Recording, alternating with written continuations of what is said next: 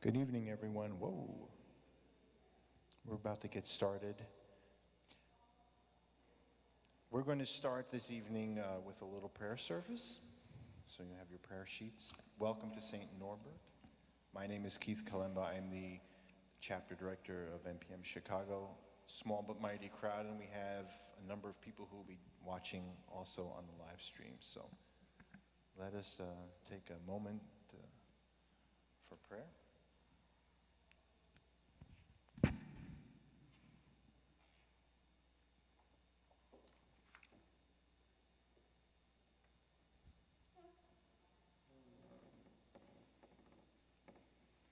And please join in on How Can I Keep From Singing?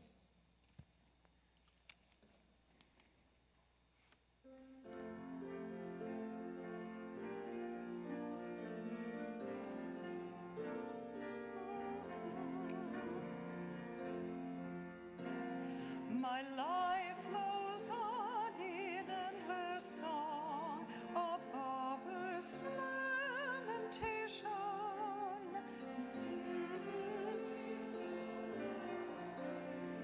That is a new creation. No storm can shake my inmost calm. Well, to that rock I'm clinging, since love is Lord of heaven and earth. How can I keep from singing? Through all the tumult and the strife, I hear that music ringing. It sounds and echoes in my soul. How can I keep from singing? No storm can shake my inmost calm. Well, to that rock I'm clinging, since love is Lord of heaven and earth.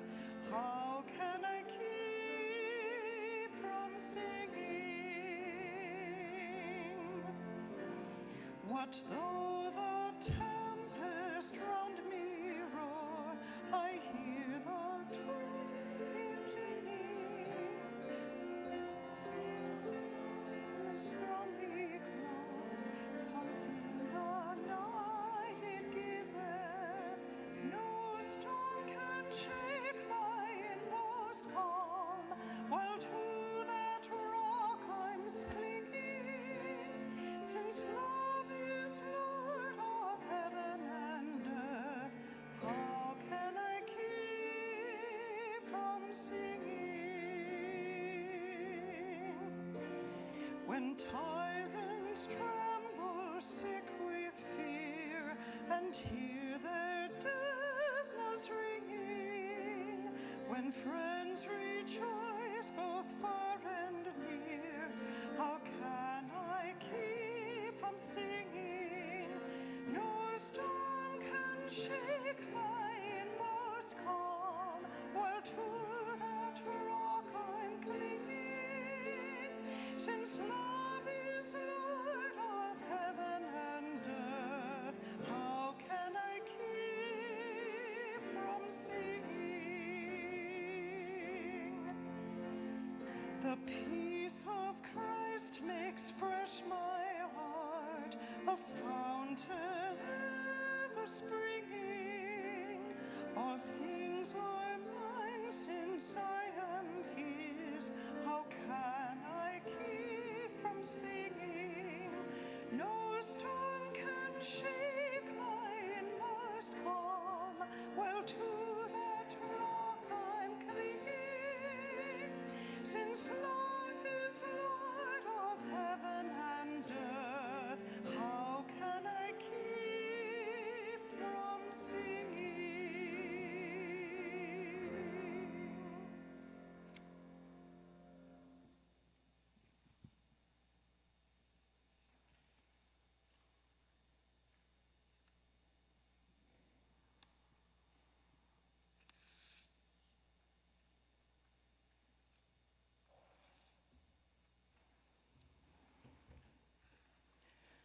A reading from the letter of St. Paul to the Colossians.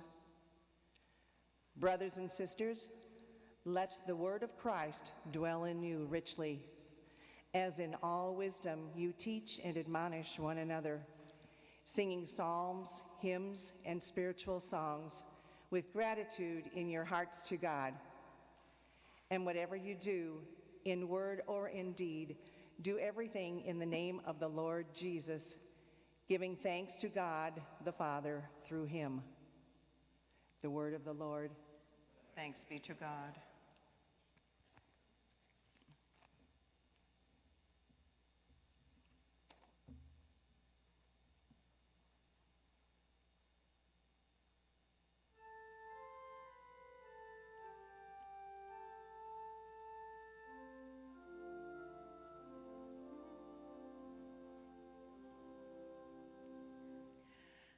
Let my tongue be silenced if I ever forget you. Let my tongue be silenced if I ever forget you. By the rivers of Babylon, there we sat and wept, remembering Zion. On the poplars that grew there, we hung up our harps. Let my tongue be silenced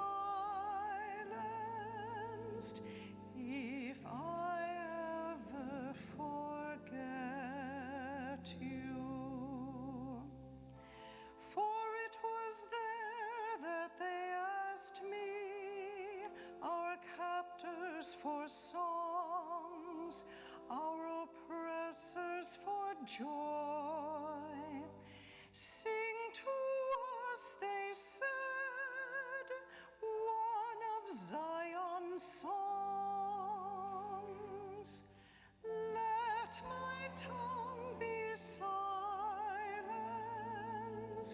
if I ever forget you. Oh, how could we sing the song of the Lord on foreign soil if I forget you, Jerusalem? Let my right hand wither.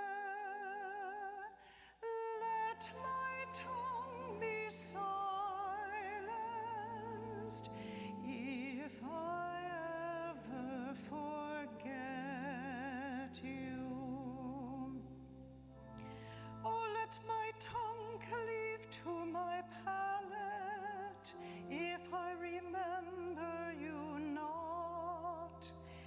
If I prize not Jerusalem as the first of my joys, let my tongue be silenced if I ever forget you.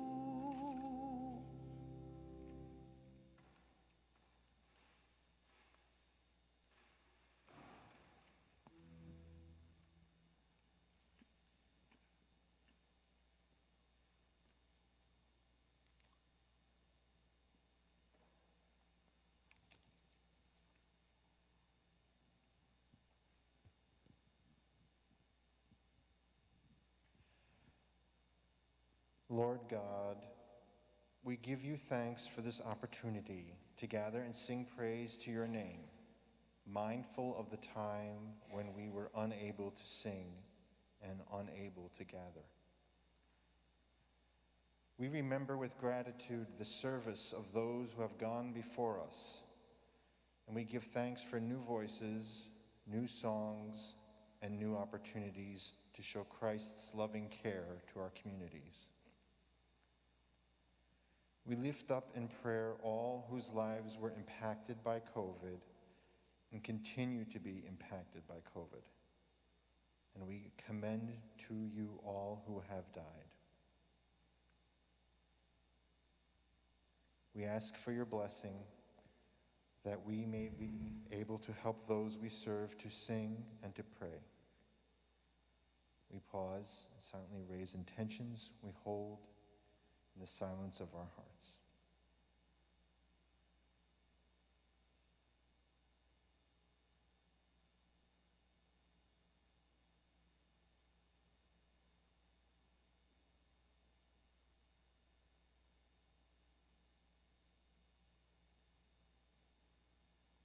For these prayers, we pray in Jesus' name, amen. Amen.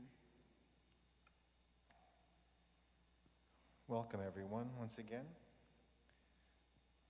And I was going to say, well, let me introduce our speaker and presenter for the evening, Leslie Manfredo, and say, oh, what's her CV? And she's got it right up here on the screen for us. So, adjunct professor, music education, Roosevelt University, music minister at Old St. Mary's in the South Loop and St. Michael's in Old Town, retired clinical instructor, choral music education at ISU. And so without further ado, Leslie Manfredo. Thank you. Gosh, I'm not used to wearing a mic that's this hot, so I'm going to have to whisper. I won't project. It's really live. If I get too loud, let me know. But thank you. I'm so thankful for the opportunity to come and be with you. Yeah, that's just kind of in a nutshell. I'm actually retired. That's probably the most, I should put that first, retired. And we moved to Chicago 4 years ago. I retired in 2017, did 23 years in public school music at all levels, elementary through high school, and finished up at ISU where I taught choral majors, and now I'm at Roosevelt University as an adjunct, kind of continuing to do what I did at ISU. So I feel very fortunate that I have a foot in several different camps, and one of them is the education field and pedagogy, but also I've really enjoyed my work in church. And I just did the math. I don't know why this occurred to me, but I've been cantoring for 41 years, so ever since college. And when I looked back at it, I thought, wow, that's a long time. That means I'm old. But anyway, so I've had one foot in church music for a long time. I did spend 7 years in Lafayette, Indiana, as the diocesan and cathedral music minister, full-time church ministry. So I also did that in addition to teaching, sort of in between teaching. So I've kind of, many times I tell my students I've done it all, and I really kind of have. I've done a lot of different things, a variety of things. But I also sing. I sing in Apollo Chorus in Chicago, and enjoy that part of it, where I don't have to do anything except go and sing. So it's really wonderful. But anyway, I thank you for the opportunity to be here this evening. Let's see, I was able to kind of get around and say hello, but I'd just kind of like for you to see who is all here, and welcome to those of you who are remote as well. But I'd like to just kind of get a feel for the room and ask a couple of questions, so you can kind of raise a hand here. But who sings in your parish? Who of you sing in your parish as a music minister in some capacity? I assume probably everybody, or maybe you're here just because you didn't have anywhere else to go tonight. Anybody sing as cantor, or have in the past? Wonderful, wonderful. Any church directors? I know, yes. Oh gosh, several. Oh, okay, great. Thank you for being here. Let's see, anybody accompany on another instrument? Guitar, piano? Okay, and many of you, I know how that job works. Yes, you're everything whenever it's needed. But how many of you, anybody have some formal voice training? You've been to a class, maybe studied privately in high school or college? Wonderful, wonderful. Who has ministered for 10 years or less? Any young folks here? Yes, wonderful, wonderful, thank you. And between 10 and 25 years? Wonderful. Anybody more than 25 years? Oh gosh, yeah, wonderful, bless you. But I'd like to begin and there's the getting to know you. But I'd like to thank you for answering the Lord's call to be ministers within our liturgical celebrations. It is an awesome responsibility and an awesome task that we've been invited to accept. So tonight's discussion is going to be sort of in 4 parts: an introduction, and then of the kind of why of music ministry, setting the sort of foundation. So asking ourselves the question, why do we minister? Part 1, the how of music ministry. So how can we be better music ministers? And we'll look at some sort of basic voice technique and some best practices. Then part 2, the application of how to 2 liturgical songs that you have probably seen in the little handout, I'm sure you know. And then part 3 is rather short, but talking about some contemporary issues now in this time of COVID, and talking about kind of the aging voice, which I'm becoming an expert at very quickly. But anyway, I'd like to start with a couple of quotes.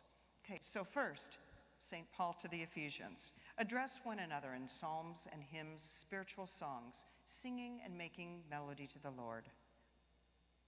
From the Catechism of the Catholic Church, calls the musical tradition of the Universal Church a treasure of inestimable value, greater even than that of any other art. Second Vatican Council taught that liturgical worship is given a more noble form when the divine offices are celebrated solemnly in song, with the assistance of sacred ministers and the active participation of the people. Bishop Conley of southern Nebraska writes, "He who sings praise twice," said St. Augustine, the holy Bishop of Hippo meant that singing adds to our praise and worship of God, that our voices are gifts with which we can make music to the Lord.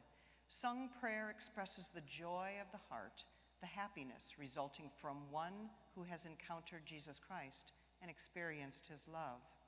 Sung prayer reminds us of the choirs of heaven with whom we are called to praise God eternally in heaven. So as music ministers within the Catholic Church, we know that music lends solemnity, beauty, and depth to the prayers of the people of God. So we begin this evening with these thoughts in mind. And we're going to talk about where our role as choir and as music ministers, and where does that come from? So it comes from some actual documents. It's not just somebody's good idea, and it's not a trend, so which is good. All right, so why minister? Think about that. Okay, and you may have seen this, especially if you are into Baroque music, most especially, but SDG, several composers signed right at the end of their manuscripts would place this, and this is a Latin term, Soli Deo Gloria, a Latin term for glory to God alone. So especially Bach, J.S. Bach was probably the biggest one, but also George Friedrich Handel. And they composed only for the glory of God in all the sacred things that they did. Signify that the work was produced for the sake of glorifying God. So this is why we've answered the call to ministry, and it is a call. When I worked for the Diocese of Lafayette, we always talked about the difference between ministers and volunteers, and we never wanted volunteers in our choirs. We wanted ministers. That's a calling.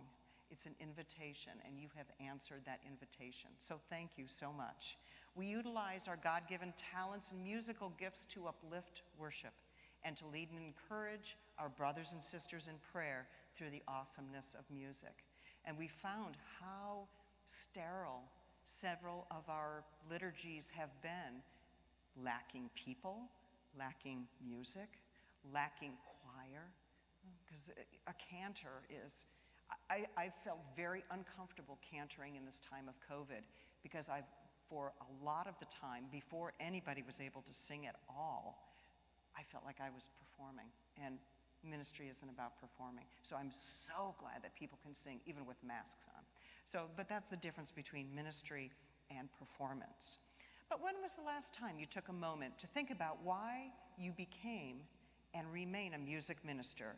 If you look at it closely, the hours aren't so great, especially Easter Vigil, Holy Week. The pay is quite small or non-existent, and sometimes there's more expectation than appreciation from higher-ups and fellow congregants. So I'm going to speak just a little bit from this little book here, and boy, that's really bright there. But I'm going to talk references from this book, which is Sing to the Lord, Music and Divine Worship. And if you're unfamiliar with this document, it's a 2007 publication from the U.S. Conference of Catholic Bishops, reflecting the recent changes in the Roman Missal. And its predecessor, and this is the one that I used for a long time, was Music and Catholic Worship. So it was revised when the whole revision of the liturgical documents went through. I really recommend that you look at it. It's very short, it's like 75 pages, and it is available from GIA for a mere $10. So, and I'm not being paid to push that either. But it's a really good reference for us as music ministers to see where do these ideas and what we do and how we do them, where they come from. Okay, so I certainly recommend it. Some nice end of summer reading. Okay, so what is the role of the choir? I'd like to share a couple of points out of that book. Okay, the Second Vatican Council stated emphatically that choirs must be diligently promoted while ensuring that the whole body of the faithful may be able to contribute that active participation which is rightly theirs, and that choirs and ensembles comprise persons drawn from the community who possess the requisite musical skills and a commitment to the established schedule of rehearsals and liturgies. Thus, they are able to enrich the celebration by adding musical elements beyond the capabilities of the congregation alone. And the little parentheses is where it can be found in the book. But an important ministerial role of the choir or ensemble is to sing various parts of the Mass in dialogue or alternation with the congregation. Choirs may also enrich congregational singing by adding harmonies and descants. At times, the choir performs its ministry by singing alone. Appropriate times when the choir might commonly sing alone include a prelude before Mass, the entrance chant, preparation of the gifts, during the communion procession, or after the reception of the communion and the recessional. When the choir is not exercising its particular role, it joins the congregation in song. The choir's role in this case is not to lead congregational singing, but to sing with the congregation, which sings on its own, with or without instruments. And of course, the highest part are the Eucharistic acclamations. So notice those weren't listed in the things that the choir can sing alone. Choir members, like all liturgical ministers, should exercise their ministry with evident faith and should participate in the entire liturgical celebration.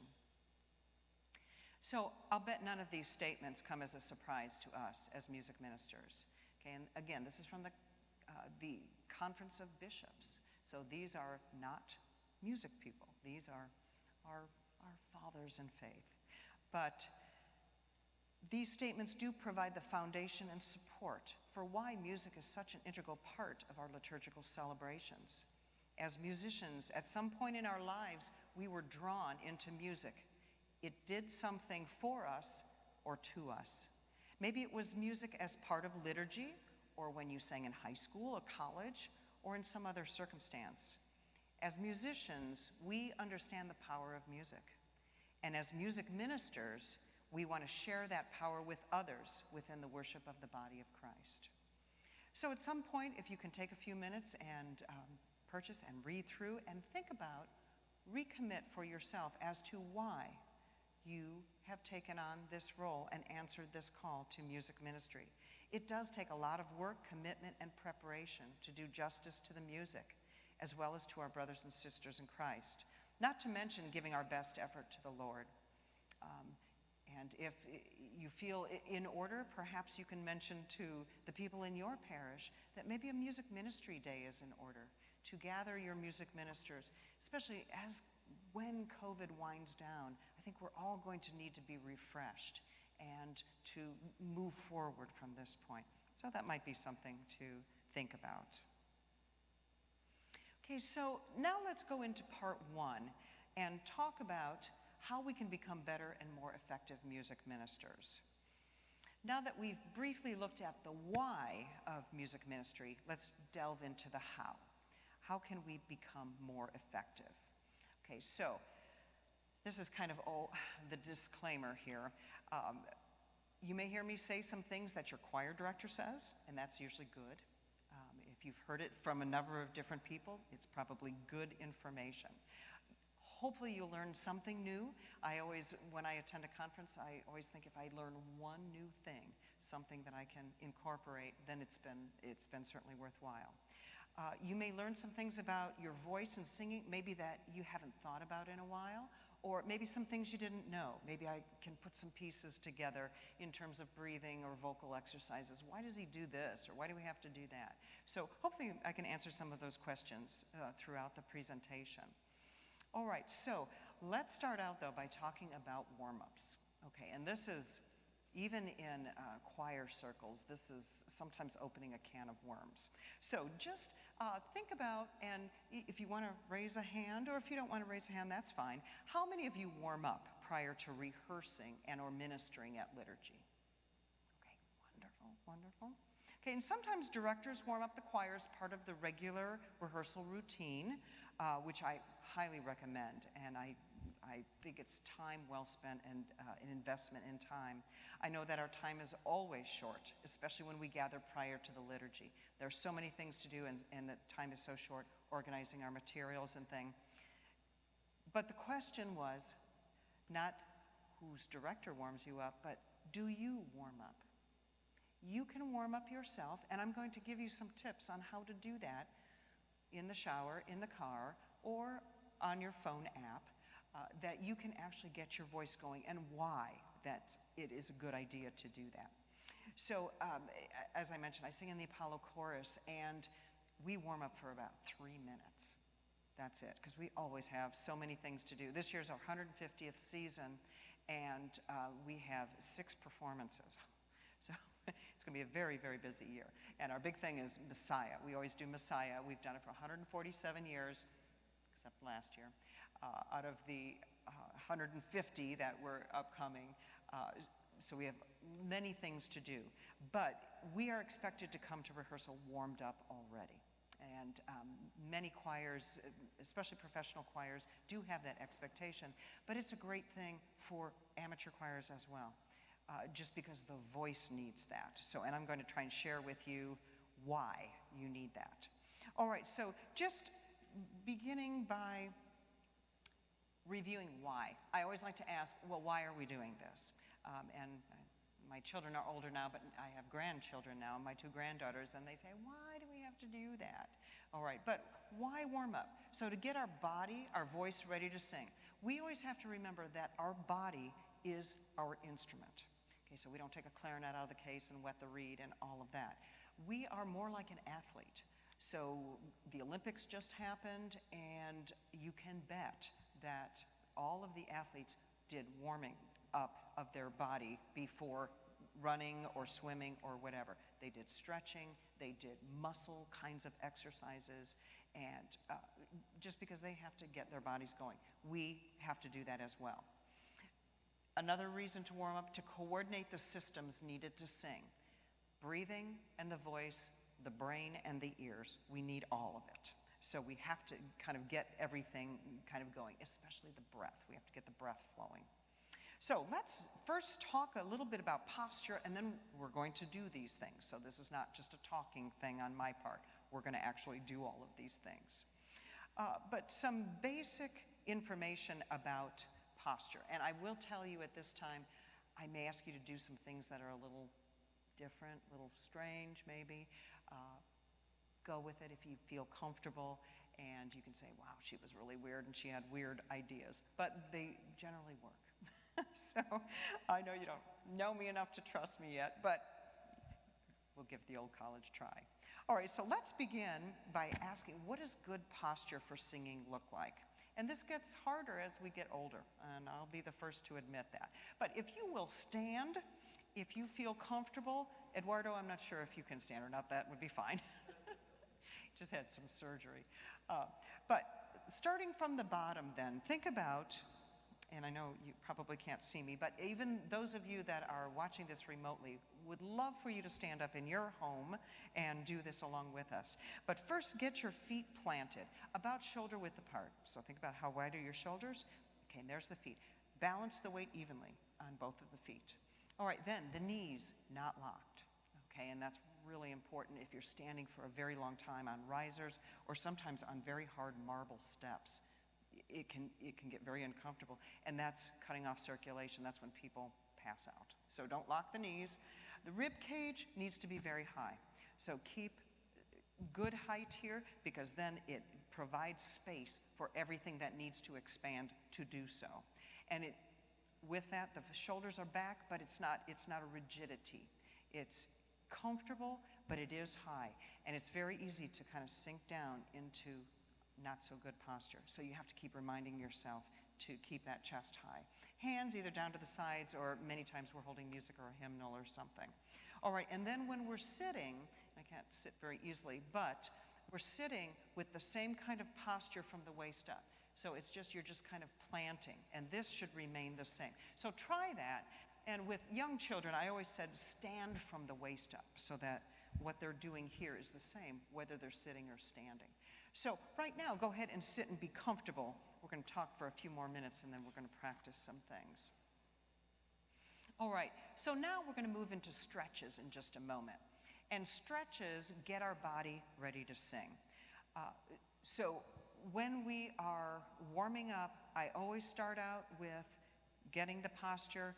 Stretches are next, then we're going to do breathing exercises, and then some vocal exercises. We always do them in that order, and it's like 30 seconds of many of these things. So we're not talking about a long warm-up, but all of these things, step by step, start to get the body warmed up, especially if you're doing that 8 o'clock mass. God bless you.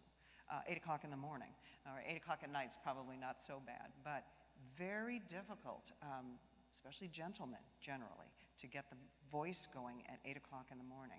All right, so now I'm going to ask you to stand back up if you feel comfortable, and we're going to do some stretching. And nothing real magical about stretching. You might want to give yourselves just a little bit more space. All right, so first we're going to do just some stretching up, and then just stretching down and just kind of rolling the shoulders a little bit. All right, good, and stretch up again. You can do whatever kind of stretching routine you want. Then roll the shoulders back and forward. And one of the things that I have discovered about singing, and roll the head as I'm talking here, is that almost everything we have to do to sing well is healthy for you. I read in Oprah magazine where the epitome of everything good, that you must breathe, and they weren't talking about singing, they were just talking about life in general and good health, that deep breathing from the bottom of the lungs, well, that's what we do in singing all the time. All right, so all of these things are really healthful as well. All right, so now let's talk about breathing for singing. Go ahead and sit for the moment. We've done our stretches, and I think that took about 30 seconds. Okay, so breathing. One of the things that you're going to find throughout this evening is that, wow, I just kind of did these things, and I really haven't thought much about it. I haven't thought much about breathing. Haven't really thought much about what my mouth is doing, or if my jaw is dropped, if I'm singing with space in my mouth. And so some of the things that you've done forever, you may want to think about maybe changing or tweaking or making more intentional. Because real singing, and most of you know this, is not singing along. Like, we're not singing along with the radio.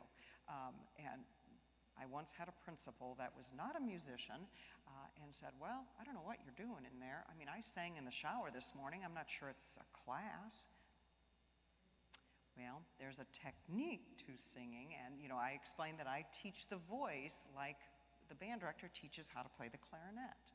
So the actual singing and singing well and singing in a healthy manner is very intentional. So that's one of the things that you may kind of come to a realization about tonight. It's a lot more work than sometimes we think about. But in terms of breathing, we basically have 3 kinds of breathing. Reflexive, you're doing now. You're not thinking about it. It just happens, or else we would not be here. Chest breathing is the kind of breathing that an athlete, kind of after I run down the aisle, that would be me, but just lots of pumping oxygen in quickly. Low breathing, this fancy name, diaphragmatic costal, it's rib belly breathing, is the kind, or low breathing, that we use for singing. Okay, and basically it's about filling up the bottom part of the lungs, or as much of the lungs as we can, with the ribs expanding out, and then releasing that. All right, so now let's just kind of look at the parts of the body here that go along with the process of inhalation and exhalation. Okay, so you probably never thought about breathing in this much depth, but our inhalation, the lungs fill up with air and push out the ribs expand. The diaphragm, which is a really important muscle for singing, it's located kind of underneath the lungs, it is pushed down. And then on exhalation, everything is released and goes back to how it is. Now, it's a lot more complicated than that. That's the real simplistic version of it. But the important part here is that we have to control how much air comes in and what we do with it to release it. And that's the thing when people say, well, I ran out of breath, I didn't have enough breath. Well, then next time we have to take in more breath. Oh, sorry. We have to take in more breath, and we have to be able to sustain it longer. So that's kind of breathing in a nutshell. Okay, now, what I'd like to do is see if we can practice this. So I'm going to ask you to stand up again if you can. And let's begin by placing your hands kind of at the bottom of your rib cage. And so if you can kind of tell where that is, because that's basically the bottom part of the lungs. All right, and what we're going to do is inhale, thinking about filling up the bottom part of the lungs. Okay, and I've got my little sphere here. That's a really great visual, especially for kids. I've got a lot of kid-friendly kinds of examples here. But this really, so when we sip in air, will you inhale with me? And then just push it out. And the chest should remain high. We don't want to sink down, because then we have to get back into position before we can expand again. Let's try it one more time and see if you can feel the ribs expanding out here. Here we go, sip in, and then release it. Great, can you tell that you're really taking in a lot of air? Okay, and now that doesn't come with one or two tries. That might be something that you need to work on, from now till for a long time. But that is the first step to, we're going to sing some songs later where we're going to talk about phrasing. And where do we breathe? Where do we take a breath? We have to be able to sustain a phrase. Okay, so that will kind of all come together in the next part of it. All right, and locating the diaphragm. Okay, if you put your hand in the stomach area, and if you do kind of a cough, do you feel something kind of contracting or pushing up? That's the diaphragm. Okay, and technically, I don't think the Lord put it there for us as singers, because he gave everyone one. It's for, that's where you push on the Heimlich maneuver to pop things out of someone who might be choking. Okay, so that's what it's really for. And when you're coughing, sometimes you get your stomach is really sore, your stomach area, that's the diaphragm, working extra hard. All right, so that's kind of the diaphragm. Moving on here, I'd like to try some breathing exercises. So what we're going to do is sip in like we're sipping through a straw for 4 counts. And then we're going to release it on 8 counts. Let's see if we can do that. All right, and what I'd like you to do is use your finger to sip in and then releasing the air. Because this kind of is a visual of what the air is doing in our mind. All right, so here we go. We're going to sip in for 4. Sip in. Out.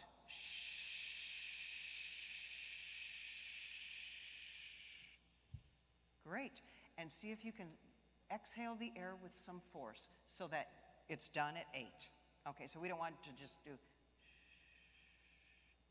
We could probably go for a long time, but there has to be some projection and some force behind the air, or some support is the real word we want. So let's try that once again. Sip in for 4 and out for 8. Ready, sip in.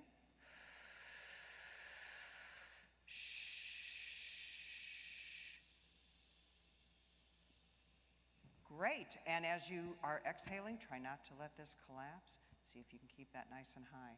All right, another one.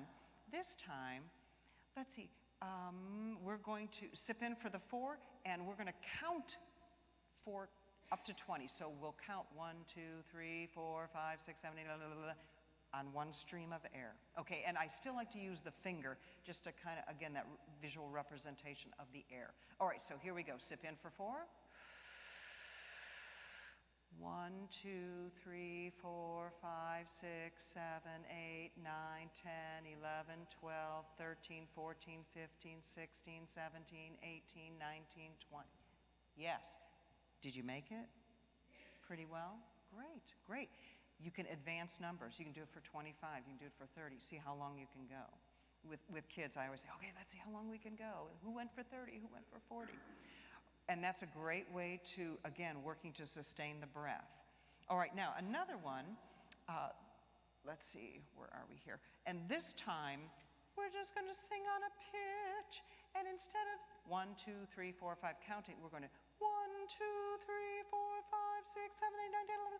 See if we can get to 20. All right, because it's a little bit different speaking than it is to actually sustain a pitch. So let's see if we can do that. In for 4, singing the numbers to 20. Ready, sip in.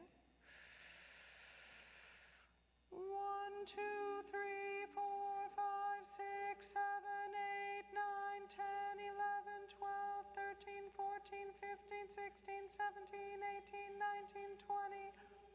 How'd you do? Pretty well? Thumbs up, thumbs down? Yeah. If you didn't make it, that's okay. The next time, we have to think about, okay, I have to take in more breath. So think about expanding more and then supporting that breath.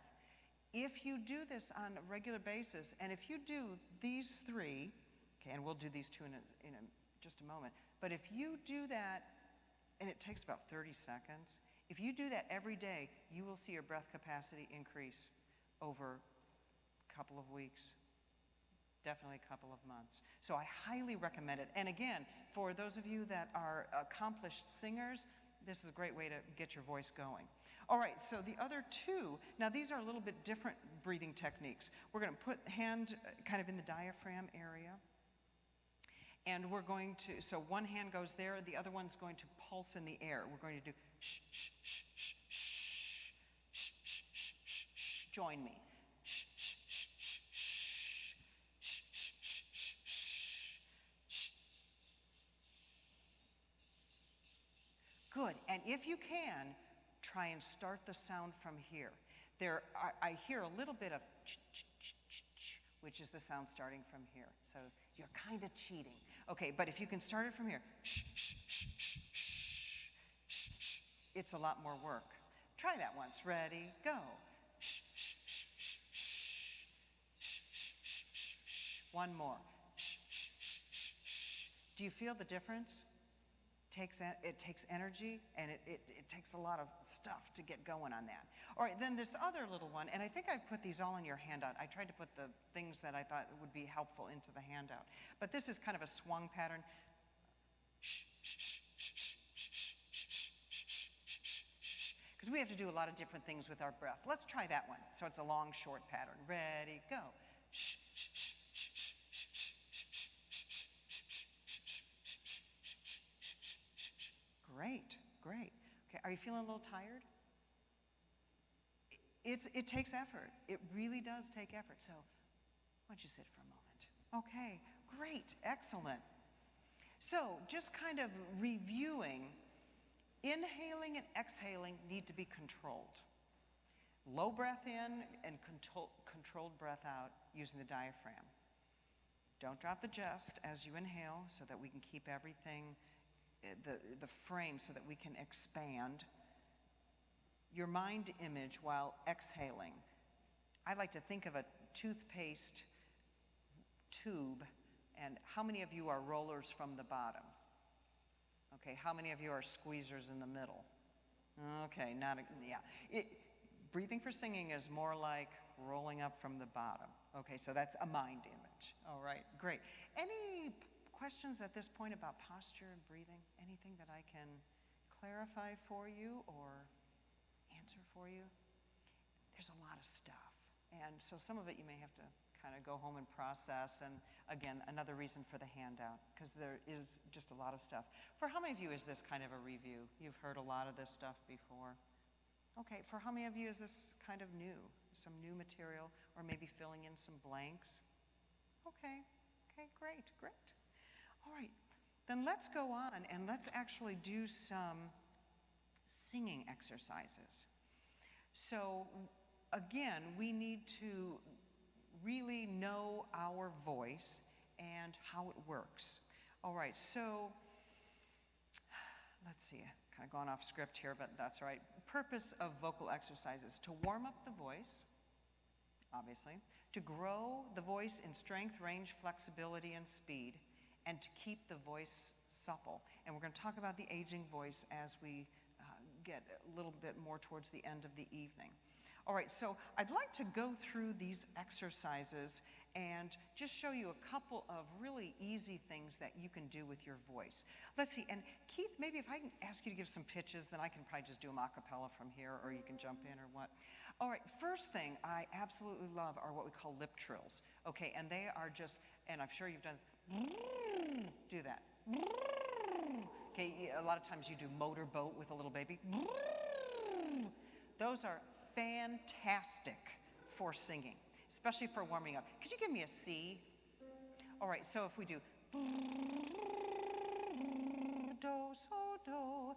Let's see, and then if you can play, Keith, just going up by half steps. Okay, let's just do a couple of lip trills.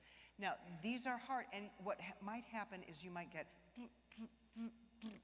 you might have to sort of keep starting over again. What that tells you is that the breath is not connected to the voice. Because when the connection is there, then the lip trill keeps going. So you can kind of try it and see. All right, see if we can get some good sitting posture. So get your chest up high. All right, and Keith, thank you.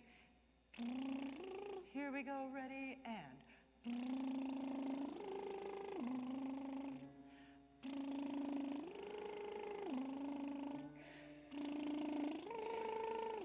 Do one more. Good. How did those go for you? Hard, easy?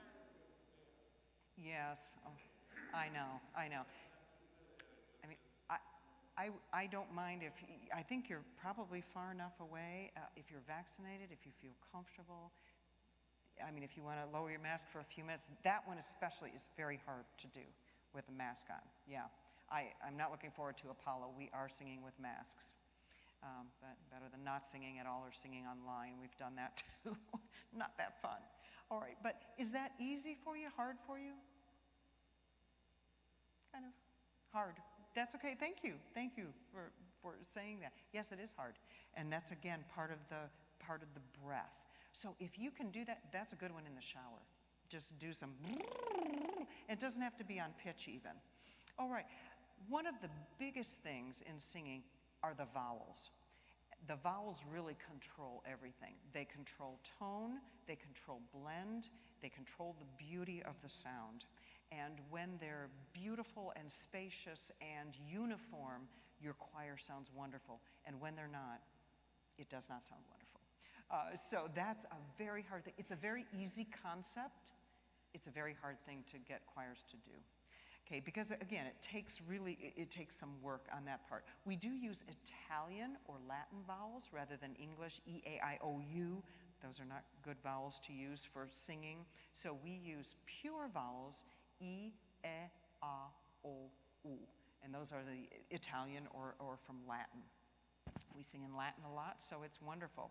So let's see, Keith, can you give me a G above middle C? So let's start with an oo sound. And as you make the oo, see if you can put a lot of space into your sound. Ooh, as opposed to with everything clenched this way. Ooh. See if you can make it ugly and make it, yeah, that's pretty ugly. Okay, thank you. But it's kind of hooty, kind of like an owl. And I always travel with my golf ball because all the vowels, if you have space, especially in the oo, the o, and the ah, ooh, oh, ah, you should feel like, if this were clean, I might put it in my mouth, but I'm not going to, don't worry. But it's that kind of space. And you notice I kind of lift up my eyebrows and lift up my eyes because we're lifting all that space inside. So can you think about what that would feel like if you had a golf ball in your mouth? Think of the ah. It's like a yawn. Thank you. Many of you just demonstrated the yawn. Ah, can you try that? Beautiful. So we think about vowels in that respect with lots of space inside.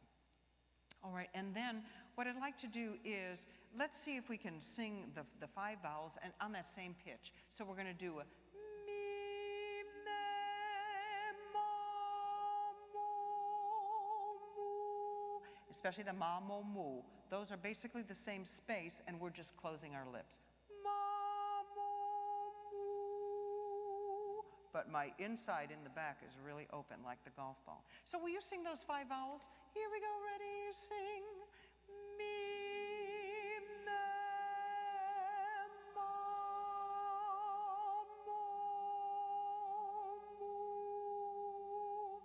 mu. Beautiful. Wow, that's great. That is sounding wonderful. We make a beautiful choir. I thought these were, gosh, you can find anything on the internet now. But I thought these were good mouth shapes for E, E, A, O, U. And you see that the space, if we could see behind in the jaw and the palate area are the same. It's just that the lips close. All right, so thinking about the vowels, and one of the songs that we're going to look at really brings the vowels forth, and it really concentrates on the vowels.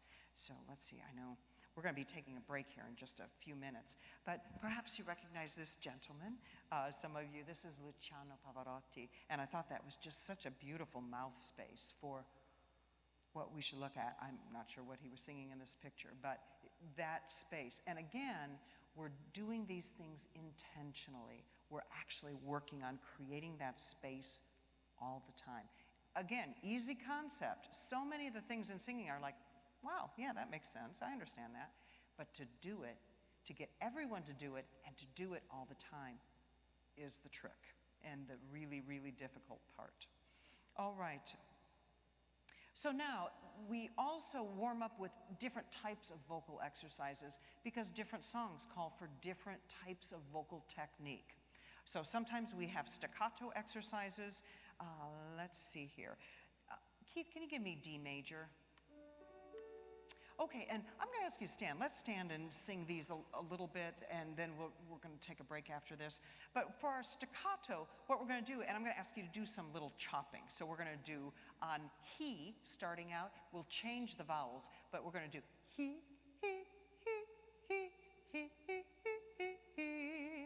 and am I still in D somewhat? Okay, good. All right, let's try that. So we're separating. Staccato means separation or detachment. So let's do that. And with the chopping hands is one of those kind of weirdo things, but it helps you to really feel that separation. And then you do in your voice what your hands are doing.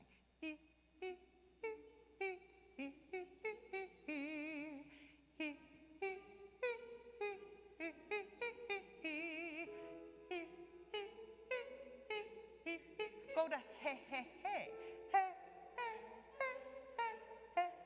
Go to ha, ha, ha. Ha, ha, ha, ha, ha, ha, ha. One more. Ha, ha, ha, ha, ha, ha, ha. Great. All right, and you see how you are separating the sound. And of course, the separation hopefully is coming from here, from the diaphragm. I should have said from the start, it's really important when you do staccatos to put a little bitty H on there so that it comes from ha, ha, ha, ha, down here. And you can do it from here, that's not healthy. Ah, ah, ah, but then it kind of sounds like a squeak. So that's not correct, and your ear would tell you that that's not correct also. All right, now let's go to legato, and legato is the opposite of staccato, so it is nice and connected and smooth. So let's go to that one, and let's see, Keith, give me F major. Okay, and we're going to start from the top and we're going to go down, and if you can just kind of do a hand this way, listen once, we're going to do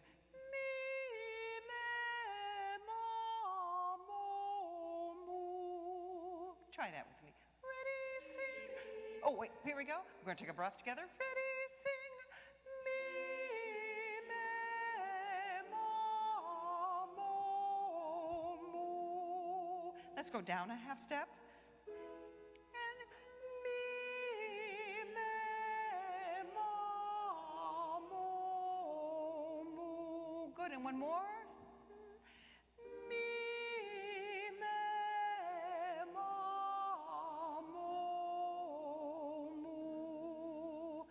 And do you see, that breath is all connected. And your ear tells you, that's one of the wonderful things about singing, is that you don't always have to think about, well, what does my body have to be doing? What does my diaphragm have to be doing? Your ear will tell you. If you're singing, me, he, me, he, ma. Well, that doesn't sound right. Me, me, me. Oh, that sounds right. So you can use your ear as much as your knowledge about singing. All right, then we have arpeggiated exercises. Keith, let's go back to C major. And we're going to do, oh, what a lovely day. And see if you can sing along with me and do this little arm gesture. We need a little more energy over the top of it. So that kind of gives us a momentum. So let's do 3 of those. Here we go, ready, and oh, what a lovely day. Oh, what a lovely day. Good, one more. Oh, what a lovely day. Great, and this one, I usually do them in this order because you have to kind of be more warmed up to be able to do an arpeggio. Last one that I've just chosen, if you Google vocal exercises, probably 5 million will come up, literally. So if you don't like these or you want to do something else, I just chose 4 areas that we generally warm up with. Okay, and finally, a diction one. Keith, let's go to D major, and then we'll go up by half steps. This one is a great one for diction. You have to really use your lips, tongue, and teeth. Mommy, mommy, mommy, mommy, ma. And then it switches to da-dee, da-dee, da-dee, da-dee, da. So let's see if we can go through this little pattern, starting with mommy, then daddy, papi, lali, zazi, tati, nani. All right, let's start C major. I think I said that.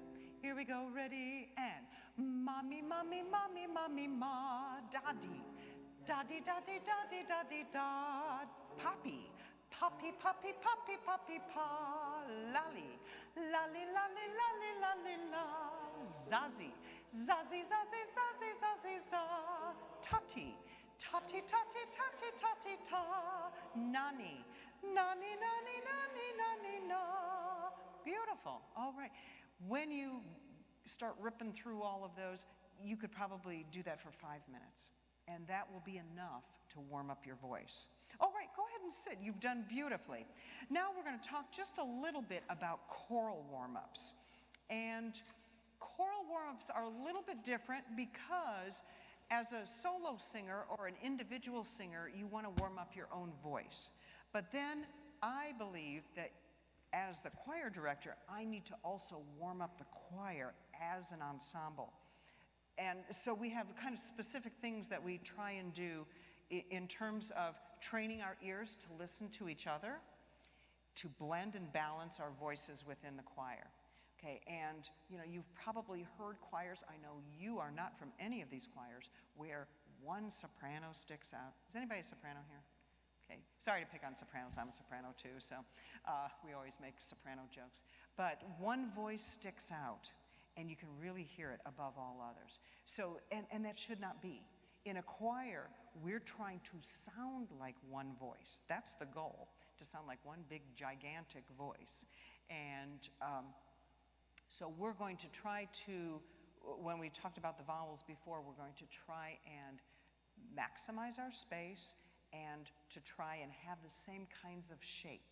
Because even when you're going around and you think, okay, I'm going to sing ah, and you ask everyone to sing ah, ah, and you hear ah, ah, ah, ah, ah, ah, ah, ah, ah, and somehow we've got to blend all those sounds into one voice. Oh, okay, so if the more that we have the same kind of shape and the same kind of space, the better it will sound, and the more it'll sound like one voice. And overall, we don't want any specific voices to stand out because we don't want anything to be distracting from the prayer. We don't want people in the congregation saying, man, what is with that one soprano? Okay, because then you're not listening to what they're singing, and we're not praying. We're listening to that one soprano that's sticking out.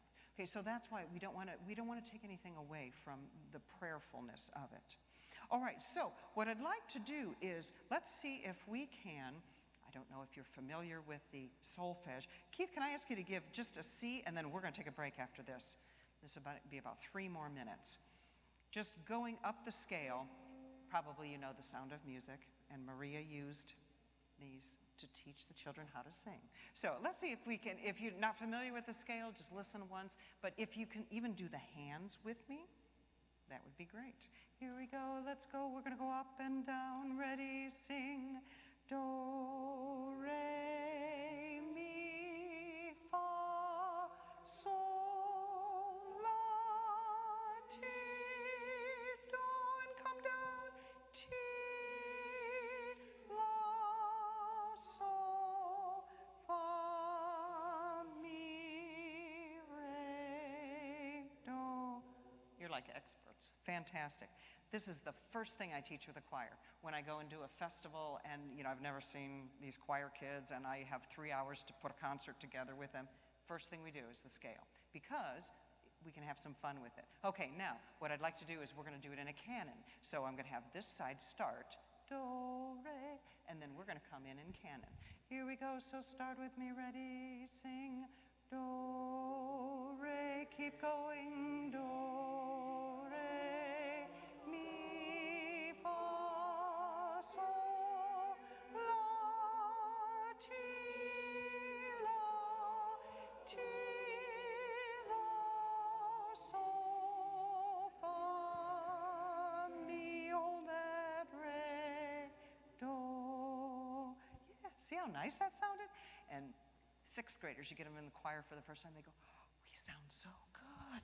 Yeah, and it's great. It's just great. So as we're doing that, we can do exercises where we're listening to each other, balancing, so that maybe the men can start and then the women come in so that we can see.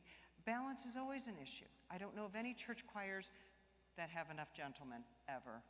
You are a special commodity, gentlemen, for sure.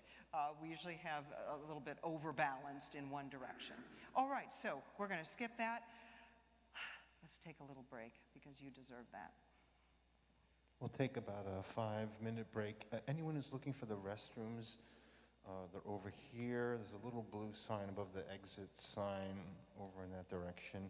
Also, just to plug briefly for those of you who are not members of NPM, this is part of the National Pastoral Musicians, the Chicago chapter.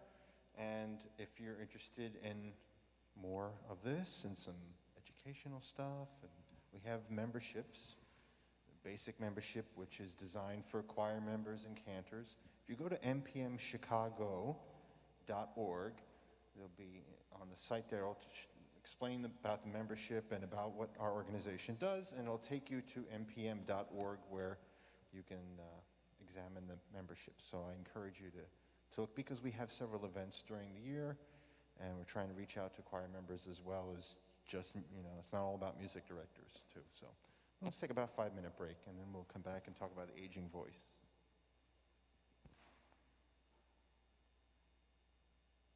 Don't leave too quickly, because there's still the raffle at the end. Got a few little prizes.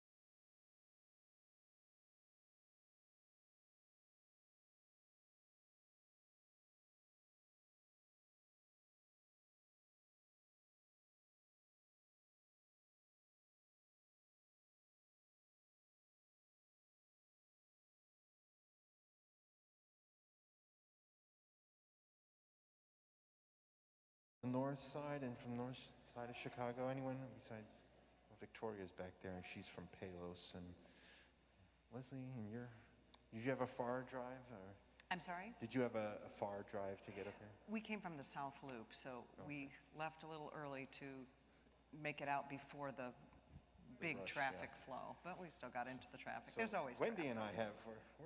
and I Wendy and I are going in that direction, right? I mean,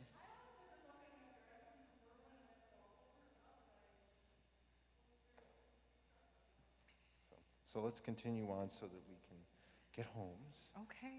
And right before we finish, Leslie, when you're ready, at the end, we'll do our raffle and we'll have a brief prayer. Thank you. The raffle. That's Yes, why. just a few little items. That's why you're here, for the raffle. Okay, we're going to move along now, and I'd like to do some application of some of the things that we've been talking about. We've been talking about sort of the technique of singing. And now we're going to apply it to a couple of songs. Hopefully you know Christ Be Our Light, Bernadette Farrell. Familiar with that? Yes, good. And James Moore's Taste and See? Yes. Oh, good, good, good. I tried to pick things that everybody would know. Okay, and I'm going to go a little bit quickly on some of this, but I'd like to hit sort of three things in both of the songs. We're going to start with Christ Be Our Light, so that should be in your packet there. And thank you to Karen. I don't know where Karen is, but she did it. Okay, she did a wonderful job putting these together. I sent them, and you never know how they're going to look, but she did a beautiful job with that. All right, so we're going to talk about where to breathe when we are singing a song, because of course we have text, and the text is so important to what we do as ministers. We're proclaiming the word, or we're commenting on something in terms of the worship, that it's really necessary for people to understand what we're singing about. So we're going to look at phrasing, so where to breathe.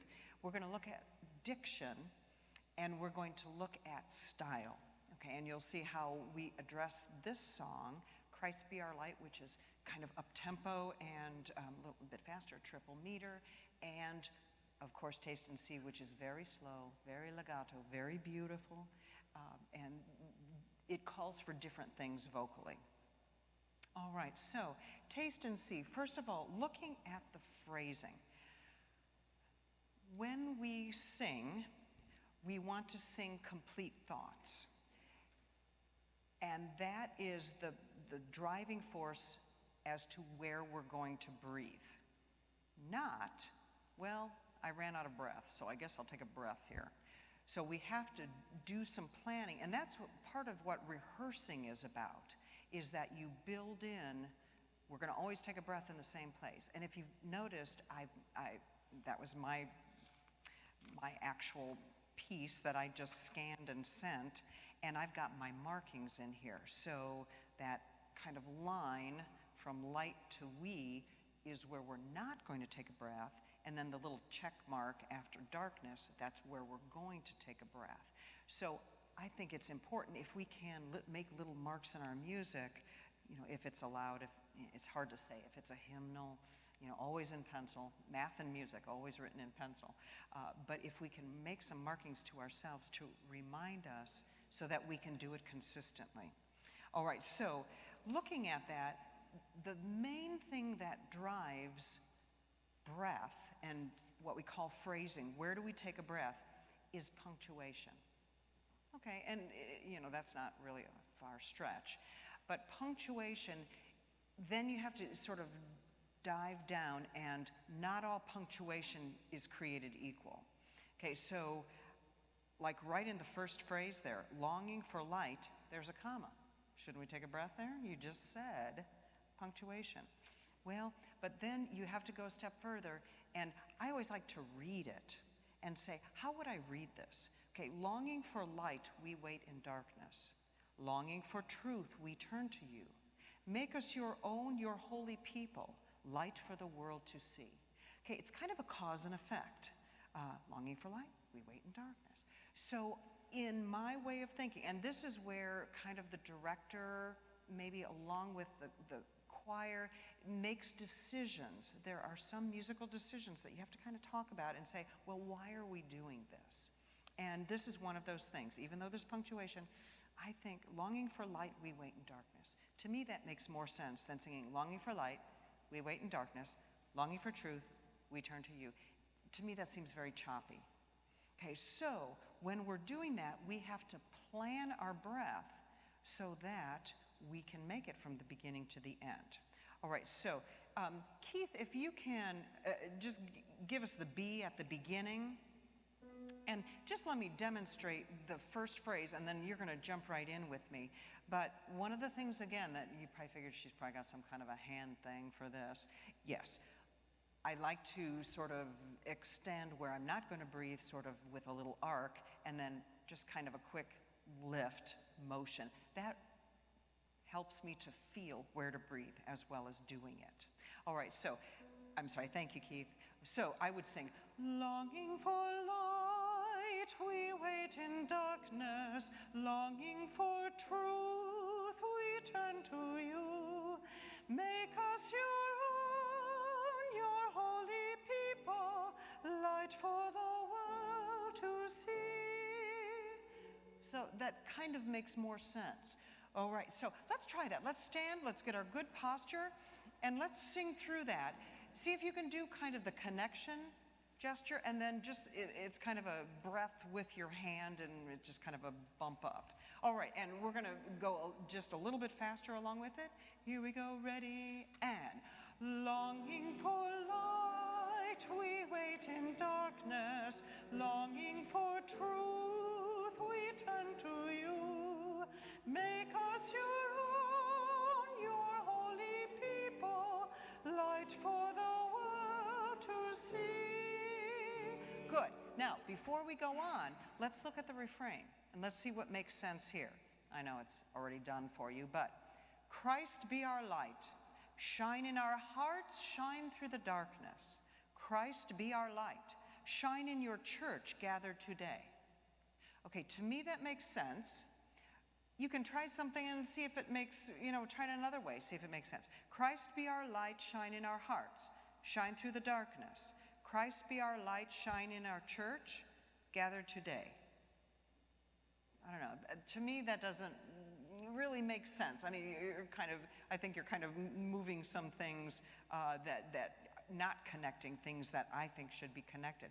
But if you look at it, and musically, I would look at this and say there's a 3-measure phrase, Christ be our light, kind of short. Shine in our hearts, shine through the darkness. Then we get 1, 2, 3, 4, 5. So a longer phrase. Then it's a short phrase and a long phrase. That's really interesting musically. So kind of as a director, I'd look at that and say, ooh, short, long, short, long. That's kind of cool. So let's try it with the phrasing as I've marked it. So Christ be our light, breath, shine in our hearts, shine through the darkness, breath. Christ be our light, shine in our church, no breath, gathered today. Let's see what we can do with that.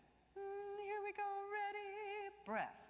Christ be our light, shine in our hearts, shine through the darkness. Christ be our light, shine in your church, gathered today. Nice, how's that feel? Pretty good, and it sounds really good. Now, you say, well, what if I can't make that long breath? Okay, there is a way that we can, anybody know what it is?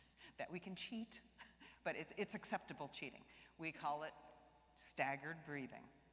And if you think, oh man, my director says that sometimes, why don't you stagger breathe here? I never quite knew what they meant by that. Oh, wait, so what that means is, in that longer phrase, shine in our hearts, shine through the darkness. If you can't make that, then take a breath somewhere in the middle of something. The only place you cannot take a breath is after hearts. Shine in our hearts, shine through the darkness. A perfect place, and you may think, that's weird, is to take it in the middle of a note, a long note. Because somebody else, now everybody in the choir can't do that, or else we have a big hole in the middle of it. But if everybody takes it in different places and nobody breathes after hearts, you can take it in between words. Because what happens out here, as our choir sound, we hear one big phrase. It's really wonderful. it's a wonderful thing. All right, so just kind of throw that out. All right, now, diction. We have to be able to be understood. And in singing, singing is like speaking on the stage. Okay, has anybody done any theater work? Sometimes people have done theater work in addition to singing in church choir. And if you've done anything on stage, you know that you have to project, you have to slow down your speech, and you have to be more articulate. Means you have to exaggerate what your mouth, teeth, and tongue are doing. Okay, so we have to sing that way as well, in order for people out there to understand what we're singing about. Now, for us as singers, a lot of times that feels really dumb, really dumb. And those of you who are with us remotely, you may not feel comfortable doing this if your family is sitting around, but do try it with us if you can. All right, so going back to the beginning, longing for light, we wait in darkness. Longing for truth, we turn to you. There are lots of consonants there that we would kind of gloss over if we were just saying it, that we have to really exaggerate. So exaggeration in diction is the key to making it clear. So let's go to the beginning of it again, and still just with the first verse. See if you can really work your mouth, teeth, and tongue. Let's see, keep that B again. Thank you. Longing for light. Here we go. Ready? And longing for light, we wait in darkness. Longing for truth, we turn to you. Make us your own, your holy people, light for the world to see.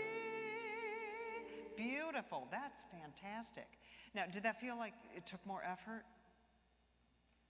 Yeah, it did. It does. Experienced singers work really hard, and they're like experienced singers. So it just does. But again, you think, well, I don't know if I want to work this hard. I mean, what's the point? Well, the point is that the congregation can understand what you're singing about, and you're proclaiming the word of God most of the time. So I think it deserves a good effort. So we do need to work hard at that. Now, the other thing, and this we see more in the refrain, you'll notice that on light, Christ be our light, I've X'd out the dot, and I've put a rest with a T. Do you see that in your music? Okay, you might think, well, what is that all about? Many times in especially choral music, but even in solo singing, we shorten the end of a phrase so that we can get things together, take a breath, and get back in. So let's see, Keith, give me that G I've already forgotten. Christ be our light, shine in our hearts. The alternative is, Christ be our light, shine in, late. Okay, and the rule of thumb in choral singing is you never want to be late for an entrance. You cut off early so that the entrance can come right where it needs to come. Okay, so that's kind of a little trick. But I like to mark those things. The other one is the S, and sometimes S's can be troublesome. Shine in our hearts, shine through the darkness. Christ be our light, shine in your church, gather today. So let's sing the refrain. And what I like to do is just put a little, kind of close my fist. Christ be our light, shine in our hearts, shine through the darkness. So see if you can use a little hand thing. Oh, modulate it up a little bit. Ready? And Christ be our light, shine in our hearts, shine through the darkness.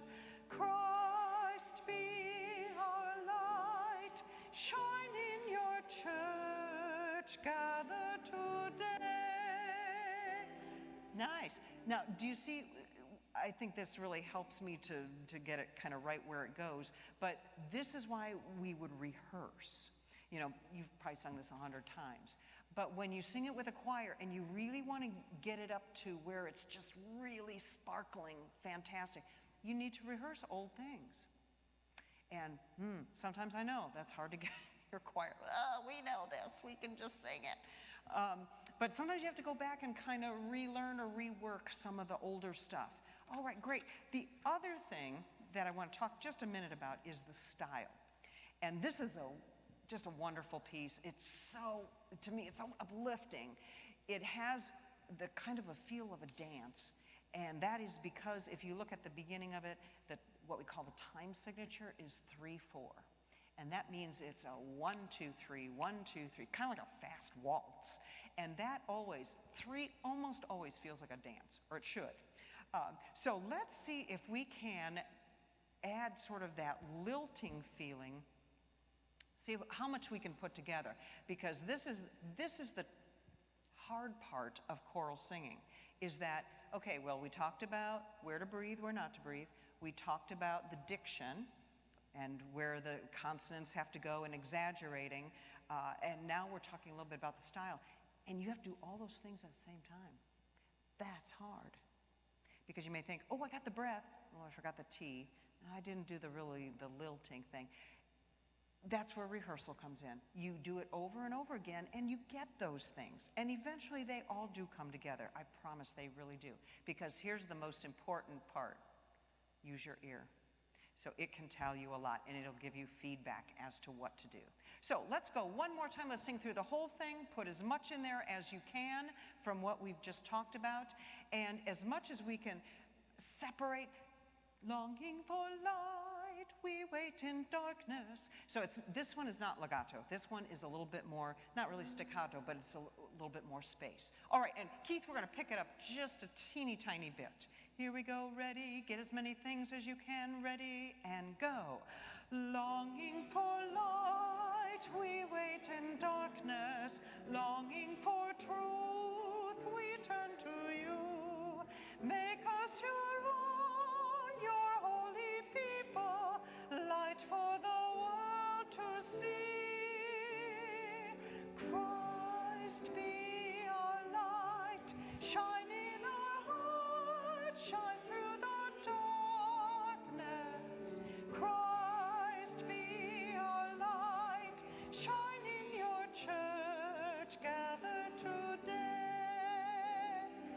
Oh, that's neat. And it sounds energetic, and it sounds uplifting, and that's what you're going to do for and to the congregation. Beautiful.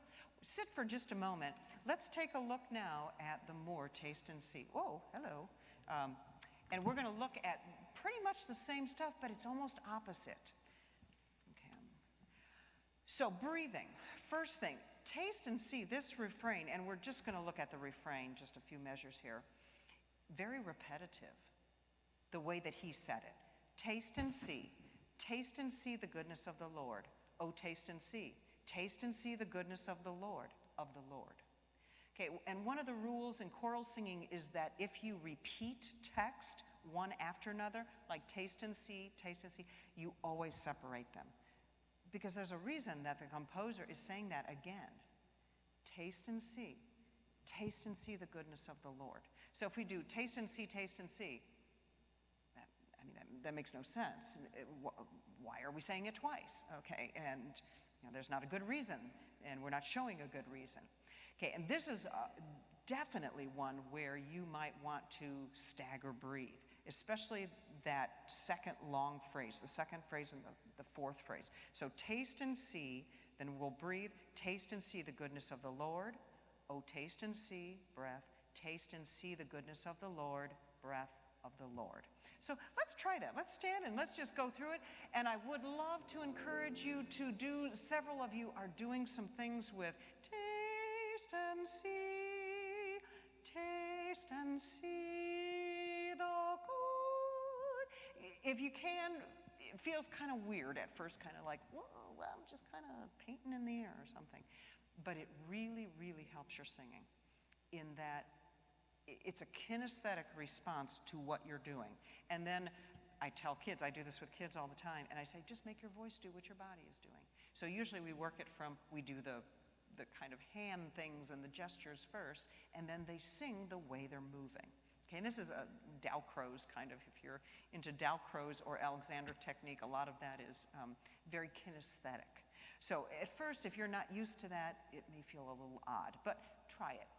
Nobody's here. You guys aren't on camera, so it doesn't matter. Yes, Mark? Absolutely, please.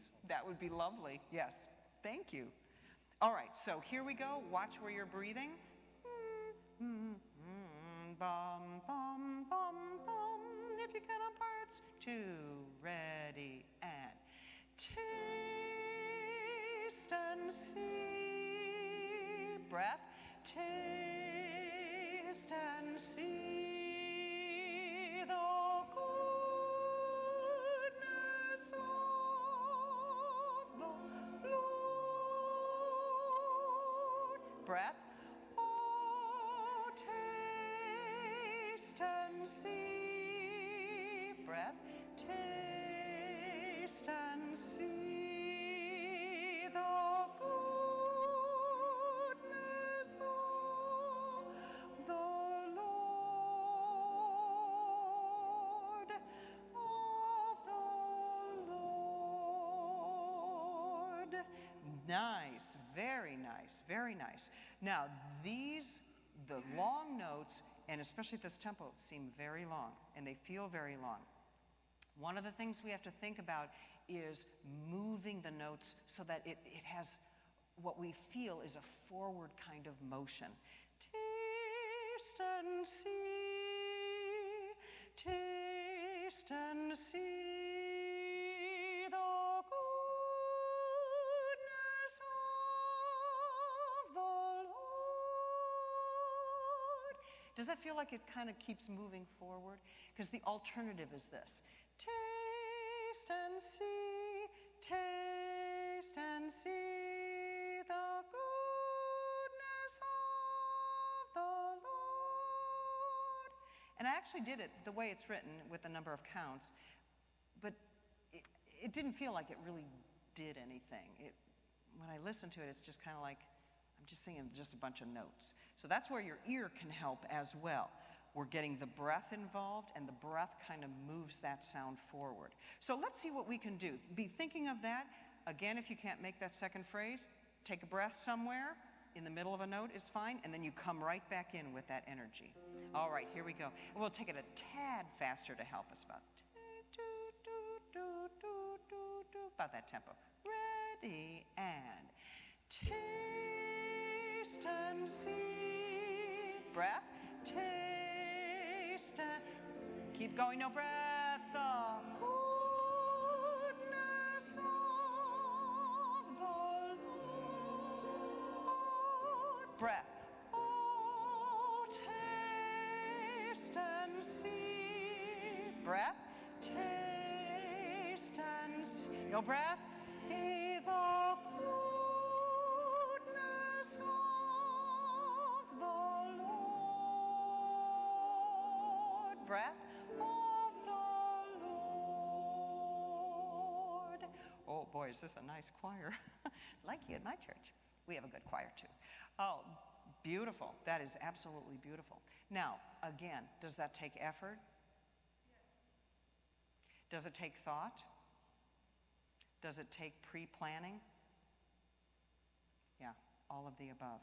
But it will come. Does it take rehearsing? Yes. Yes, it does. Thank you. Thank you for saying that. Yes, and that is definitely something. Sometimes, you know, and this is not certainly a fault of choir directors, but I was there. I know how it goes. There are so many things you have to do as a choir director, especially at church, and sometimes they're not singers. They're great at keyboard. Some people are very talented and are keyboard and great singers. So it kind of depends, but yes, certainly the choir director can help. Of course, if they're playing the piano and kind of directing with their head, that's hard to do. I've tried to do that, and it's tough. It's tough to do that. But it's just kind of a coming together of all of these ideas where we were talking about sort of setting a foundation, but then practicing these things.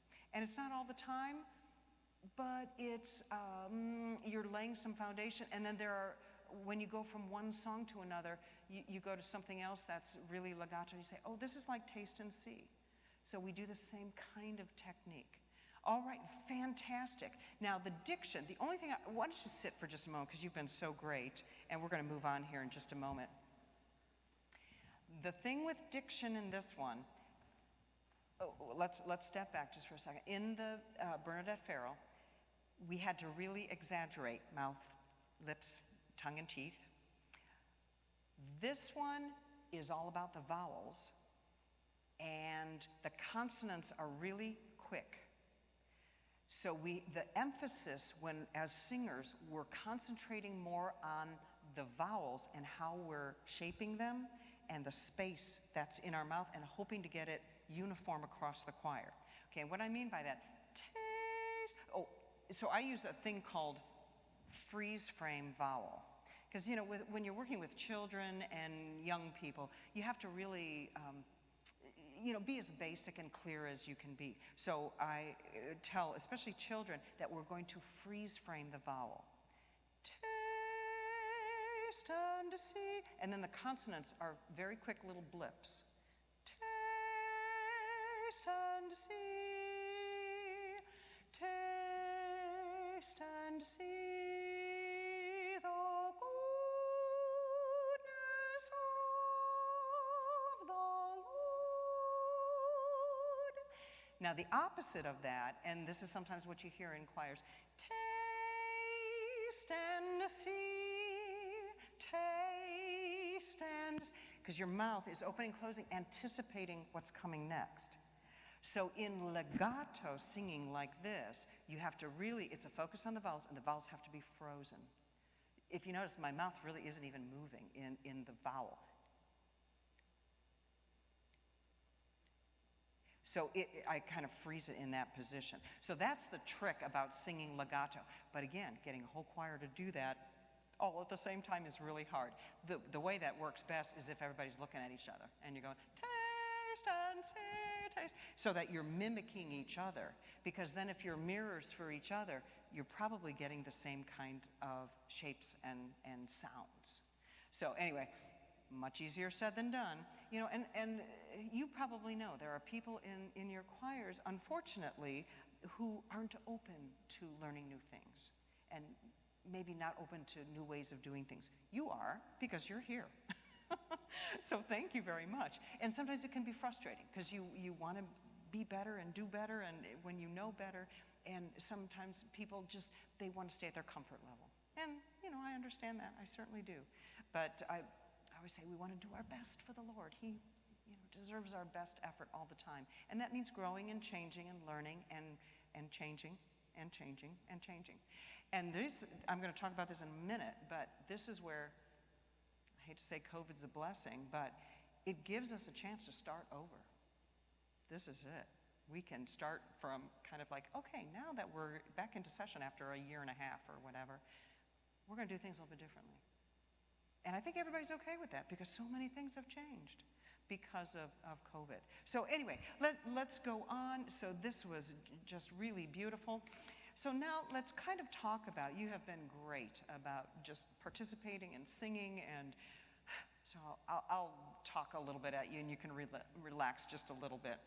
But in this final section, I'd like to talk a little bit about the aging voice. Because like I said, boy, that's me, and it was a shocker to me as some of these things started coming on. COVID concerns, including how do we get going again?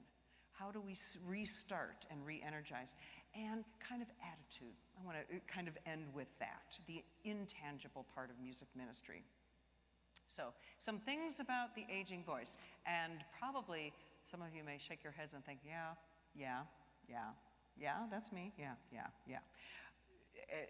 Lots of this will not come as a surprise. Okay, so first of all, it takes longer to warm up the voice and coordinate the systems. And, you know, I've been singing like my whole life, you know, everybody always says that, but I mean, since I took voice lessons since I was in high school, so I've been singing, you know, 45 years, almost 50 years. And it was kind of a bell curve. Had a peak maybe in my 40s, 30s, late 30s, 40s, late 20s, maybe 30s after college, and then now we're on the downslope. And it just, I think we all feel that in all kinds of ways. You can't do things physically like you used to do, running upstairs and that kind of thing. The voice is the same thing, and it's part of your body, so it's maybe even more so. Posture maintenance may be more difficult. Wow, I have to tell myself all the time, stand up straight, stand up straight. I feel like my mother in my ear, stand up straight, because your posture you start to slump. And I just really have to think about, especially when I'm like cantering, because I'm thinking people are watching me. But even, in Apollo rehearsal, I'll kind of get lazy, or we're tired, it's 9 o'clock and still going. So you do have to constantly think about the posture and what's going on. Your range may change. Some of the upper notes may disappear for sopranos and tenors, or it may take more concentrated effort to hit the high notes. There are some things I just can't sing anymore. I used to be a pretty high soprano 1. I mean, I could hit a C. And now, wow, I'm a very solid soprano 2. And I might end up as an alto eventually. But there are things I just can't sing. Beethoven 9 kills my voice because it just sits up on G, on the top of the staff, and I just can't do that anymore. So, what do? Not sing. I did a lot of that last time I did Beethoven 9. Nobody knew it. Okay, timbre and tone may change. The voice may become more breathy and tired sounding. Well, you know what? I'm a big Frank Sinatra fan. And when you listen to Frank Sinatra when he was 20 and 30 years old, and you listen to him like when he was in the 70s, his voice sounds tired. Okay, so, I mean, it's just part of the aging process. Okay, when warming up, begin with a few stretches, breathing exercises, just as you would before working out. All right, and a couple of things that can really help. Ooh, I don't know if I've lost my little straw. The lip trills are fantastic for every time I warm up, I start with lip trills, every time. And I didn't even know they existed really before, I don't know, 10, 15 years ago. But also, and I had my straw, but I lost my little tiny straw, a little, like a cocktail straw, singing through the straw. And I had one, I must have dropped it or lost it. Sorry, I was going to show you. But that's great for singing, because part of it is technical. It has to do with the resistance and the pressure, because we lose some of that. But singing through a little tiny straw really helps you. It helps you to gain that support that you need. Okay, so it may be more difficult to sustain phrases. You seem to run out of breath more quickly. Okay, and you can plan. You can do breathing exercises, but you can also stagger breathe. Okay, so again, it's more in the planning. What can I do? And then so for what I cannot do anymore, how can I compensate for that? Okay. Taking care of your physical health is key. And as we get older, of course, again, this is where singing is so healthful for you. Getting regular daily exercise will help your singing.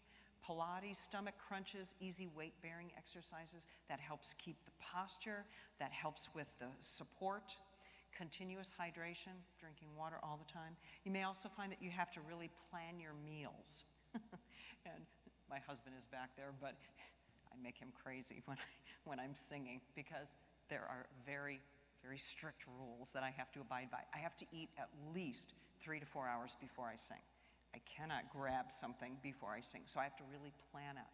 And it has to be something really kind of blasé. Salad is very good, because if I get something fried, then we could have bloating and all kinds of issues, which interferes with your singing. So, and that it was not so much when I was younger, but boy, as I get older, I have to really plan out. On Mondays, when we have Apollo chorus, I eat about 4:45, and then I let my food digest. We rehearse starting at 7 o'clock, and I have to really watch what I eat. So that might be some things that you think about. Morning breakfast, don't drink milk. You can probably have coffee cream, but don't drink milk. Don't have cereal, because milk coats the throat, and then you're kind of clearing your throat throughout all of Mass. So I really watch, if I have a morning Mass, I really watch what I have for breakfast. Okay, so finally you may find your voice has developed a wobble. And generally what's happening is that the muscles here aren't as strong as they used to be. And so the vocal cords are just kind of, they're vibrating and they're doing kind of a wide vibration. That's really simplistic. But if that's you, then you need to use this. You need to really listen. You need to sing more softly. Sometimes it amazes me that, people with something that you can really hear in their voice that is maybe distracting, they sing louder. I don't know, and sometimes, it could be a thing where maybe they can't hear themselves very well, but really singing more softly to blend your voice is the key to that. Maintaining good posture, as we talked before, and that very difficult. Consciously think about and sing with adequate breath support. So all the things that you do with the breath are so important. All right, so final points.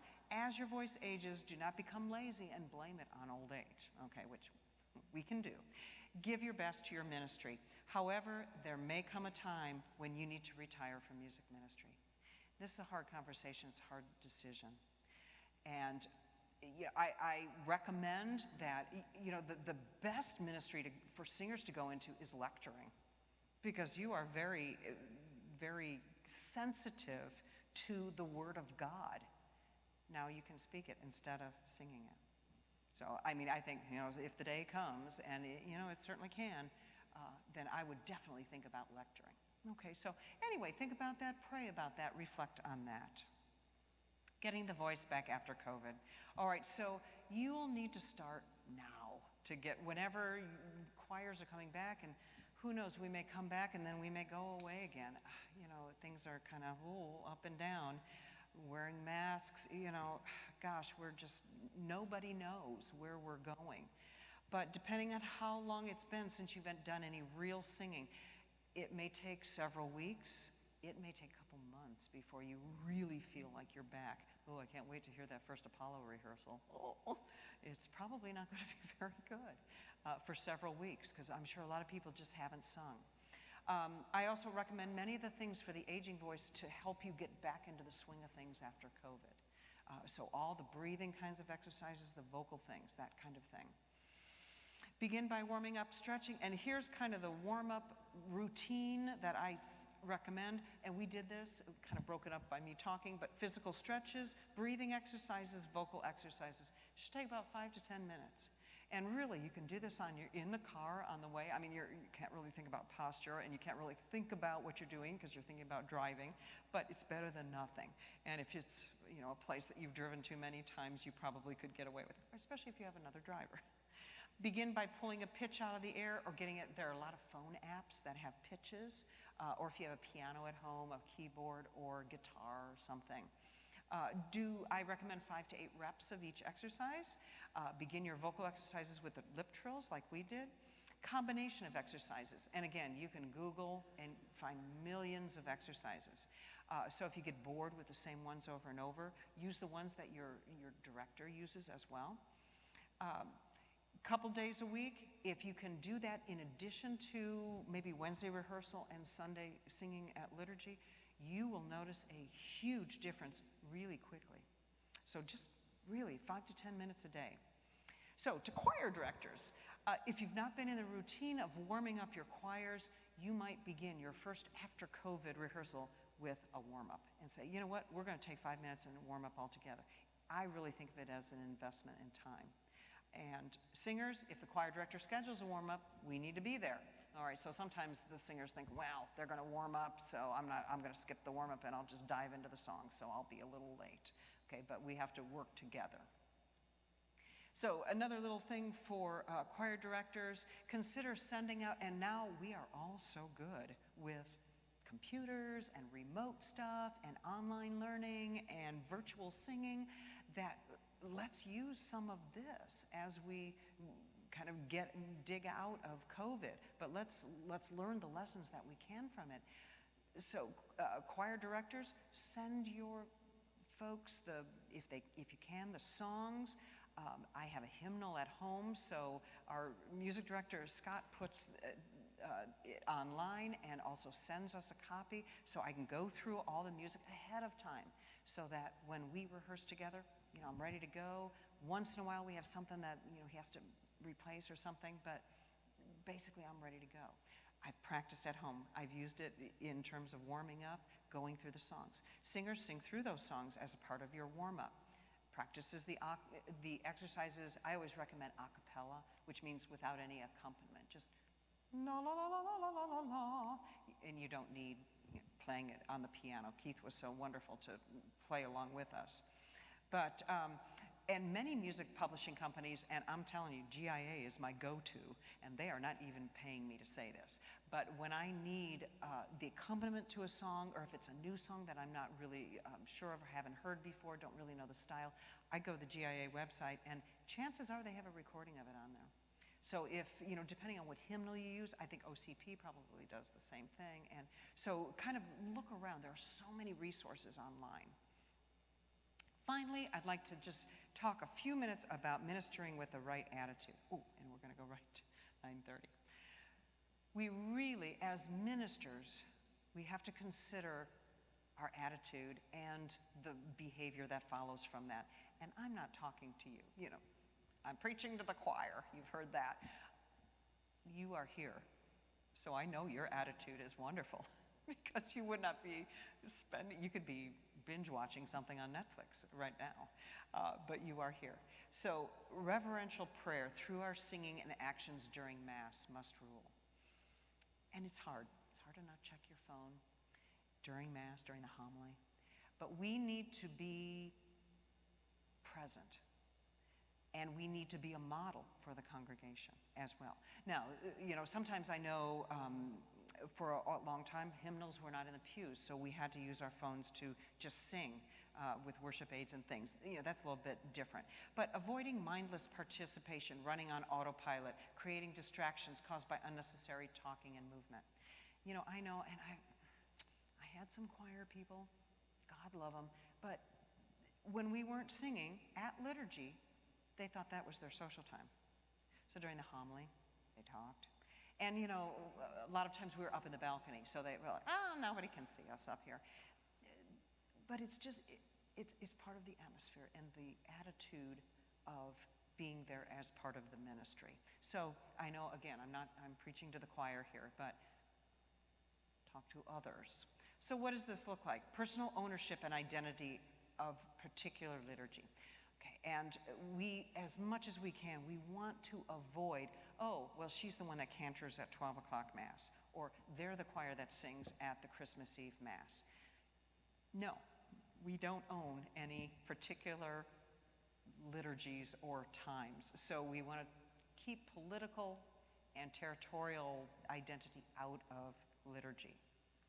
Easier said than done, I know, in a lot of places. In some places, the church is the most political institution that you will see. Been there. Yes, I understand. So, but I'd like to conclude, as a pastoral music minister, you are called to minister to others who participate in music ministry through prayer, rehearsal, and social gatherings. You are called to give your best attention and effort in rehearsal and at Mass to fine-tune the details of music making. You are called to bring a positive attitude and a kind spirit to rehearsals and Mass regarding fellow music ministers and members of the assembly. You are called to keep refining your craft and learning all you can about the subject of music, reading notes and symbols, vocal technique, how to maximize your vocal gifts, and choral technique, how to sing as an individual within a group. So I'd like to thank you so much for your attention and your participation. Especially, I know y'all have full-time jobs, and I'm retired, so this is like fun for me. But thank you so much for giving of your time. Thank you for answering the call to ministry, and I wish you the very best. Thank you. Thank you, Leslie. And before we head out tonight, hands full, we'll have a small little raffle here, just a few products, and I'm just going to put them up here. We have 2 copies of a sight singing songbook and a little prayers for musician and some letterhead and note cards. And so I'll just draw 4 little things here. I should put my glasses back on so I can see. Mary. Right in front of you. Pick one. Yay! Yes, take one. Which one you want? Mark? Look, I'm going right down the... Yeah. Take a choice. I'm making it very easy. Just pick one, yeah. It wouldn't be an NPM Chicago event without a raffle. Okay, and Gina Buckley. Would you like a sightseeing book or some letterhead? Okay, and then the letterhead I'll give to Leslie Manfredo. No. I'm trying to get rid of stuff. Yeah. Gina, the other Gina. There you go. Here's a little letterhead for you. There you go. All right. So that concludes our evening. Thank you, everyone, for coming out. And we hope to see you at some other NPM Chicago events in the future. Thanks, everyone. Great, thank you. If you have any questions, I'm going to stick around for a couple minutes and clean up, so please feel free to ask.